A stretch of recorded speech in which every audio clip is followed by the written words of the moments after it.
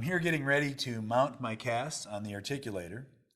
And before I can mount them, I have to make sure that the materials that I have are going to do the best job of that. So the first thing I'm going to do is I'm going to take a look at my casts. And under magnification, I'm going to look at all of the teeth and see, do these look like the teeth? In other words, do I have any little bubbles down in there? Do I have any little blebs? Have I gotten any folds? Are the things that aren't teeth? And I have a cleoid discoid, which is my favorite tool to do this with. And I'm going to go in and I'm going to pop off any little things that I think are not teeth. Almost always what they're going to be is little bubbles down in the grooves. The reason this is necessary, of course, is that the model, while very accurate, is not going to be as accurate as my bite record, because that's silicone. And I'm going to trim my bite records for sure, but I don't want to have anything on the model that actually isn't there. So I'm going to groom both upper and lower casts. I usually, especially if I'm going to have a presentation set of casts, in other words, I might be using these casts with a patient, I'm also going to go through and groom along the outside any small bubbles that I might have in any of the interproximal areas.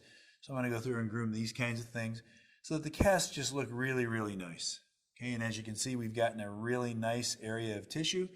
If you remember on preliminary casts, they aren't really preliminary. As soon as I prep teeth, if this is a restorative case, the only references I have left are going to be these, and if I haven't captured those really well, it becomes difficult to use all of my guides. So once those models are nicely groomed, I'm going to pick up my bite records, and I'm going to take a carbide burr, and this is just an E-cutter, and I like this one. It's kind of a medium-sized one, allow me to get down into some grooves. Running on a relatively low speed, I think I'm at about 19,000, and what I'm going to do is come in here, and I'm just going to start to trim the areas that are very, very detailed. Those are usually going to be the interproximals, so down where the teeth meet each other, they go down into the contact area. I take those out. I'm going to take out the central fossa, so I'm going to go all the way down and clear that central fossa out. And then I usually will shorten them up a bit just so I can see in. I rarely trim them in.